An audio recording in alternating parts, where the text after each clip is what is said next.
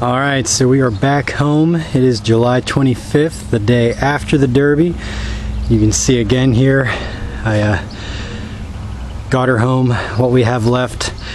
I mentioned in the last video that we ran good. It was a blast, my first Derby, it was amazing. You can see we got some pretty good back damage here. I'm gonna go through and kind of show you how I did things before I try to get her off the trailer. See, we got a busted wheel axle there or something. I haven't really looked at it yet.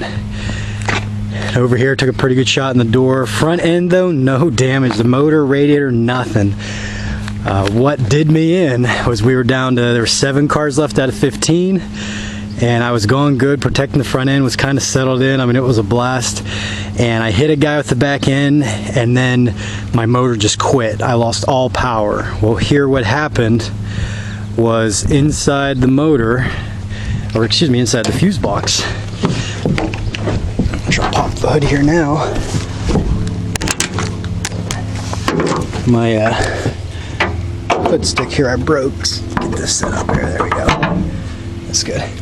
And I didn't even get to move the fuse box. I wanted to move the fuse box because I didn't want it all the way in the side, so if it took a hit, didn't take a hit at all. That wasn't the problem. The issue was this fuse, and it's kind of hard to see in the image there, but the center snapped, and this baby is a critical fuse. Whenever it popped, I lost all power. I tried to move around the battery terminals, shaking them, like seeing if something just happened. I lost connection. I had nothing when I turned the key. Forget turning over, I turned the key to nothing.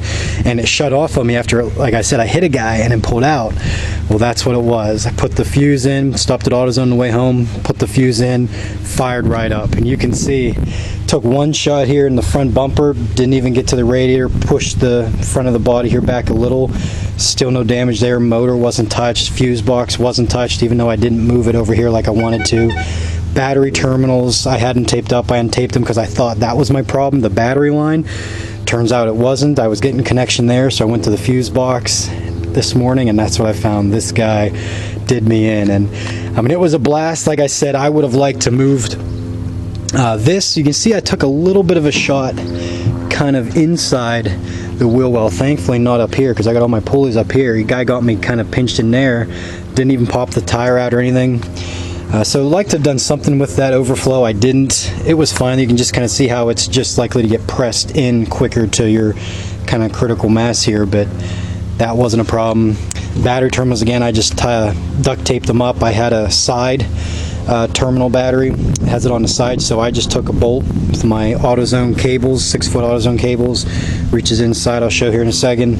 Duct taped them up after I bolted them on, worked perfectly fine. How I wanted to do it, and this is how I will do it for the Derby that's in a month, that this girl will go back in, and I have another car I'm going to put in it. I wanted to drill a hole right through kind of here probably, and then straight in through the dash, take a PVC pipe about like that, and run these wires, put the PVC pipe in the body there with all that sheet metal around it, and then run these wires through that, so that as the body's starting to crinkle up and everything, these wires aren't taking any damage. If anything, that PVC pipe's taking a little bit of stress, but that won't be a problem. So that's how I'm going to do it. That's how I would do it. It's how I would have liked to have done it for this one. I just ran out of time as we're camping and traveling most of July, and I came up on the Derby fast. But again, these took no damage. I just had them run under the hood. The hood took a little bit of damage, it bent a little bit, but nothing bad, didn't put any pressure on it. That's why I'm like, oh, what happened? And the crazy part was, I finished 7th.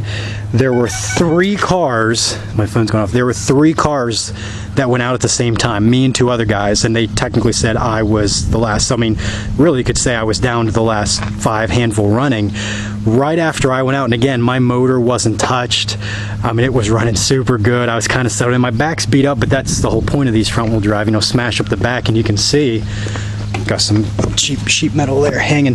I mean, I was well clear of, here's my line running. Could have done a better job of taping that to the cage here, which I'll definitely do before. I got all my excess wires there, which I'll get to in a second. But I had a ton of car left, and there was only one other guy that was really in good shape like me. His front end didn't take any damage yet, to where his back end was kind of smashed up like mine. His car was similar. I don't know if it was a Cavalier. and I blew that fuse. And if I didn't blow that fuse my first derby, I would have definitely been top 3. I might have even challenged for the win, and they gave a grand at the Clarion County Fair to the winner, so that would have been awesome. But you know, a little bit of bad luck you could say with the fuse, but it happens as you're smashing them up, and these babies are going crazy. But it was a wild ride. So inside to show you, and this here, I just took a 3/8 bolt from AutoZone, drilled down through there, and up here you have to, according to their rules, have something to keep, like if the hood flew in there or a large piece of sheet metal flew in, something to help catch the windshield area here. I just took a chain that I had, bolted down through with a washer and nut, you can see there, and did the same thing down here. And then the excess, I just wrapped it around. This is a chain I use for other stuff. Zip tied it together so it's not flinging everywhere. Perfectly fine. That's all you need to do. Some guys put like chicken wire cage here. You just have to do something, but that simple thing right there is it. The all my gauges here, I just zip tied it to the cage. See, a buddy of mine helped me out with the cage. We did the full cage. They only require the rear bar seat and then the halo bar going over. But it's smart if you can do it to put the cage here, same thing with the cage over there and up here, because that just makes this entire body just so much more stable. And you can see the one guy got a hit on me and he went under the cage, his front end. He came at me with the front end and kind of pressed in almost to the battery. I could have slid the battery a little bit closer here to me, and I just used, as you see with the battery, what I do with that, I just took U-bolts, $1.50 at the local hardware store, up front, and then in the back I didn't even need the second U-bolt. I have it there, but I didn't even use it. I just used, as you see there, a tie down for, they use for all sorts of stuff. I just tied down the battery and that was perfectly fine. It didn't move, you know, and you put a rubber floor mat from my truck over it and just tied up the excess. I had this here. A lot of guys I've seen, they have like one running around here. It's a little loose now. Sometimes put your hand on it, or you know, some guys like to hold it, and I definitely did that a couple times. We had the GoPro hooked up right there. I'm excited to see what that footage looks like. I definitely took a shot the one time where my arm smacked it up in the air, but then I realized it whenever we had to stop, and I fixed it. 5-speed, it worked great. There was only one time I stalled on a hit. Usually on each hit I just hammer the clutch. I mean, you're not hitting the brake whenever you're going full throttle into someone. I just hammer the clutch, put it in gear, and tear right out of there. Just one time I got hit so hard it knocked me in the seat around, and I didn't have my foot in the clutch, and I stalled it, but she fired right up. It was actually the first hit I took. Other things I did, this I absolutely would do. I took the rear seat of this car, took the spring out of it, I just cut it, literally cut it out, and then I put this around the bar here, and then also behind me. The other thing I would do that I didn't do, this seat doesn't look too bad, but this seat has next to no cushions, and I definitely felt a couple times the springs on some good hits jabbing me in the back. I will definitely, the next time, put like a pillow here or maybe a blanket, what depends on how big I can get in there, so that I've got that extra padding in the seat as well. I mean, most of these old cars, the springs you're going to be feeling, and whenever you're getting hammered, I definitely felt it. I'm a little sore in that area, so that worked really well. Definitely do the pillow next time, and that worked good. Other stuff inside, and this is what I didn't know, and I'm actually going to make like individual videos to put in my how-to section if anybody finds this, to like help you out, because all the excess wires, I thought according to their rules you have to remove all excess wires. So I'm like, oh, I've got to cut them. I don't know what wires to cut. You can see right here I had to splice 3 back together because these 3 are required for the fuel pump to work, and I didn't know that because the fuel pump broke off into a separate line, and then these excess wires I've cut these ones and duct taped them, or rather electrical taped them here. They were running to like speakers and lights in the back, so I'm like, oh, I don't need those. So I went like a foot past this branch that came off for the fuel pump that I need, and I cut it and I killed the fuel pump. I had no power to fuel pump. I'm like, oh my goodness, what did I do? So I found the 3 wires, thankfully. It took about 45 minutes, and I put them back together and everything worked fine. Before the wires, you don't need to cut anything back here. And I had a guy at a derby, he gave me a great tip. He said anything in front of the motor with wires. So like, you can't really see them under there, but like right here, I've got all the wires running under here, and I cut them right here. They're for your headlights, the front sensors up here on the bumper, you know, all this stuff here. Now I will say, I'm pretty sure I killed my my fan, the line for my fan, but I was like, whatever, I just need to get rid of this line. And I mean, it was fine. So, where's my phone going off? So in front of the motor, the guy told me, go ahead and cut the lines. He said the wires, they're not going to kill anything if it's in front of the motor. Even the sensor, I unplugged the sensor first and then I cut the lines and didn't do nothing. So I cut them under here and just kind of left them. They're under this here, didn't do nothing. Behind the motor back here, do not do what I do. Do not cut these lines. One, because you'll do what I do and you'll cut something that even if you don't think you need it, evidently you need it. And again, I'm not technical with vehicles or a mechanic at all. And the guy told me, he said, all you need to do is take a bunch of electrical tape, take all your extra wires. So the bottom part here, I just did a small one, electrical, taped them all together. And then this whole back end was filled with excess wires. I made a big wad of them, started taping them together as I went, taped them to the frame, perfectly fine. And you don't even have to do that. I had other people that literally just left their wires sit in here. Alright, so I had to stop here real quick. My neighbor was taking off, asking me a question. But again, with the wiring, don't cut anything back here. The wires you need, like my fuel pump there, I'll show you here in a second, keep that where you want it. You can see how I used just some clamps to clamp that stuff down so it's not moving everywhere. And again, I should have taped this to this, but I was just out of time and I was a little nervous my first go around trying to make sure I had everything right. But just electrical tape all the wires there, they didn't move. And you can see, why do you want to tape it as opposed to leaving it back here? Shouldn't matter, but if this is getting pressed up in, and you can see how it's getting pressed in there, if it starts getting into those wires, maybe that could short something out because those wires, are still running into stuff. So that's why I definitely tape it, and he suggested that. He's a super nice guy, helped me out, and definitely tape up all these for my next one too. So yeah, wiring back behind the motor, don't cut it. Again, if you're a demolition noob like myself, you're new to this, you're not super technical with wiring or that, you don't need to cut the stuff back here. Like I said, a lot of people just literally had it sitting in their back seat in piles, and they didn't care. Even though their rules say you have to remove all electrical wiring or all the extra wiring, that's why I was like, well, what do I do? How do I cut it? No, just do that. And the other thing, before I get to the tank, underneath, so with the fuel, and I'll show you my tank in a second. Let me get the camera here. So your fuel line, you can see there, is running out of the motor, and it's running right beside the first two here are brake lines, and then the next two here, as you can see now, I have 3/8 rubber fuel line on there. Those are your fuel lines. Now most cars are going to have two. Some I guess only have one, just gone to the motor, but again, I'm not super familiar with it. This one had two, my other one has two. I believe most have two. So my thought was, one, my wires back, or my cables back there, were super rusted, and also they're going to get smashed up back there. Now again, you're not allowed to hit the driver's door for obvious reasons. The drivers there, you want to protect them. You're likely going to take shots there, but this is still the safest part of the vehicle. So I cut the fuel lines about halfway through the door, and then I just removed the extra ones, which they were rusted out anyways. It was easy. And then I put my 3/8 hose over it and a high pressure clamp. Don't get just some general, hardware store clamp. It's got to be a high pressure clamp, which AutoZone had them.